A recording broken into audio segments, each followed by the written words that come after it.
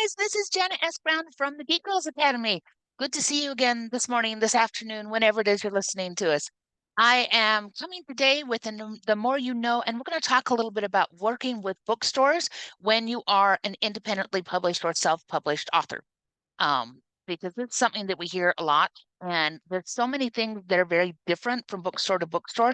So I can't actually tell you all of the rules for all of the bookstores that you might ever encounter, but I can give you some general advice, okay? So first of all, most indies move more of our books through ebook than we do through paper book. That is a generalization, but I found it to be true with a lot of the indies that I've talked to and a lot of the places that keep track of this in surveys, such as Written Word Media or Jane Friedman or some of those kind of things. So there is a general trend towards moving a lot more in ebook. However, that doesn't mean that you can't have books in print, and you absolutely should. And it doesn't mean you can't get them into bookstores. Now, when it comes to bookstores, you have some bookstores that only order from Ingram Spark. Ingram Spark is one of the distributors where you can put your print books. You can also put ebooks there. I don't advise it because their interface for ebooks is really choppy, and I don't think they do a real great job with distribution. That is a personal opinion. Your mileage may vary, but it is a place you can also list your print books. You do it with their ISBN number, all that kind of thing, and that goes into a catalog that many libraries and bookstores and that kind of stuff pull from. And some of them even have rules that if it's not in the catalog, they just flat can't have it. Their reasoning goes back to gatekeeping and being able to say this is a quality book and this is not a quality book.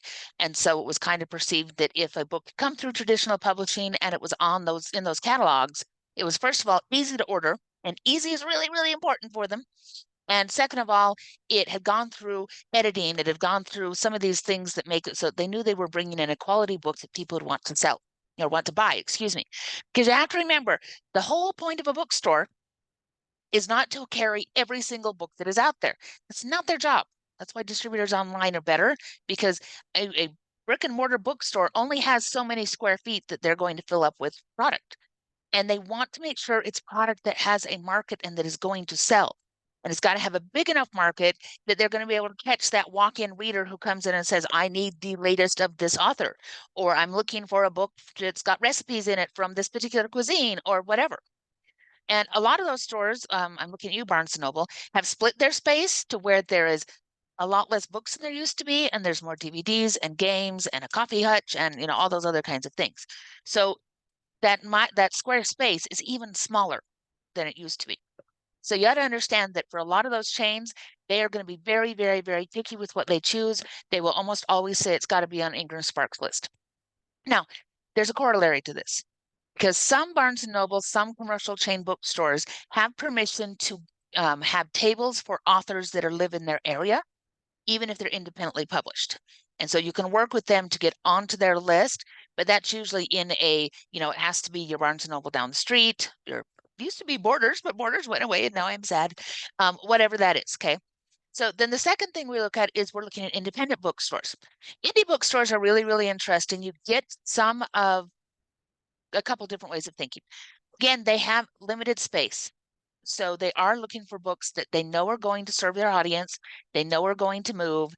They're looking for newer books for most independently published authors. And they're going to have ideas in mind as to how much space they have for different genres, all of that kind of thing. They're going to look very, very carefully at the cover you send them. So, because you'll usually send them a dossier that says this is what it looks like, or you will walk in there if it's right there local and hand them a book so they can take a look at it and they can see this is well formatted. It's got a beautiful cover. It's got a good back blurb. They're looking for all those things because remember, they are a business. They want to have books in there so that they can turn around and sell them. Okay, that's really important, because if they don't sell enough books, they don't cover their bottom line, they go out of business. Bad things. Okay. So some of them will still also pull from the Ingram Spark list. That allows for things like returns, which is very important to the book selling industry. It's a holdover from a long time ago. Don't get me into my personal opinions on the whole returns thing, but that's part of why they want to go through that catalog. Okay, because they want returns, they want all that kind of stuff. Now, sometimes they will also let you put books there on commission. So what commission means is that you take a book in and you will have a discussion with them on what their standard commission is. It can be as high as 80-20. I've seen that. It can be as low as 50-50. And what that means is on the cover price, once they sell that, they're going to give that one percentage to you, and they're going to keep the other percentage. And depending on the bookstore, it may be you get the high percentage and they get the low percentage, or vice versa. You got to talk to them. You've got to understand how that percentage is working. Is it working towards you, or is it working towards them? And in that case, they usually have you bring in a stack. It's a certain number of books. You can sign those books to them. They let you know when they're running out. You bring in more, you get money, all those kinds of things. So that can be a really interesting way to do it. It does generally mean that you need to be in a position where it's easy to either ship the books there or to take them in physically. Media mail in the United States is a good way to do this because you can ship a lot of books and it's not tremendously expensive, but there still is an expense there.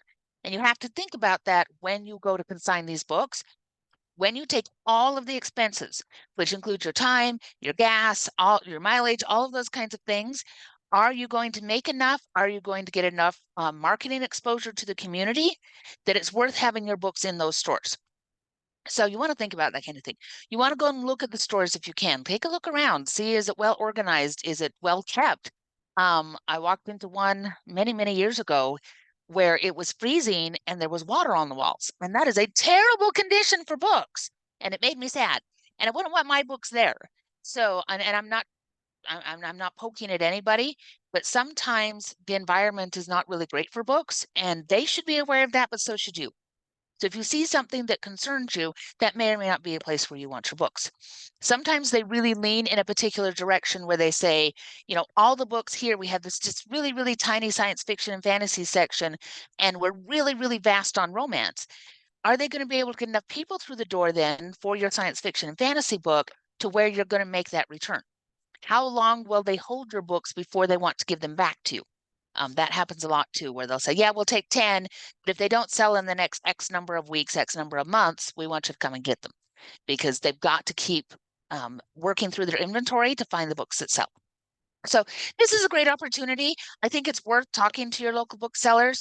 Other things that can help to get you in there is if you have won local awards, things like that, that you can bring up. Again, being local, that can help a lot. Also being willing to go and do signings, which can be really, really fun. And some days, I'll be honest, guys, they're boring as all, because you'll sit there in the bookstore and you may not get any foot traffic on that day. You know, if it's a rainy, drizzly, cold day and people just aren't out, you're kind of stuck. But you have to show that willingness that says you're going to work with that independent bookseller. Now, also understand sometimes they're going to say no. And we're going to do another cast for next week that's going to be on rejection. And when they do, it's not personal. It's never, ever, ever personal at this point. They're looking at your books, they are looking at their inventory, they're looking at their space, and they're saying either this works or it doesn't. They also are looking at company policy and saying this works or it doesn't. So it's not about poking at you. It's not about saying that your book sucks. Nobody's telling you that. But it is looking at those things and saying whether or not they can carry it. So should you try to get your books into a local bookstore? Absolutely. It's worth at least trying. It's worth asking the question. The more places we have our books, the more formats they're in, the more opportunities we have to gather audience. And we love gathering audience. So yeah, put the work in, but just make sure that you're not holding your breath too much, because if it doesn't work out, you don't want to be hugely disappointed. And don't order in 5,000 copies of your books thinking you're going to sell all of those at a bookstore. That is generally not going to happen. Not unless you've got a speaking tour you're doing, a pitch, something you're doing that's also going to help move those. The average small bookstore is only going to move a few copies, except for during signings. So they're not going to want to take that huge thing, okay? That's not what you're looking for. You're looking for a reasonable number of author copies, which then you can sign. Again, unless you've got a speaking tour, unless you've got something else that's going to help you move books in bulk. So just keep that in mind as to how many books you want to have on hand, the ability to give those there.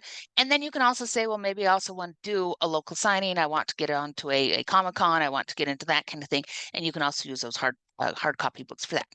All right, I think I've blathered on enough. Support your local bookstores. It's how we keep them in business.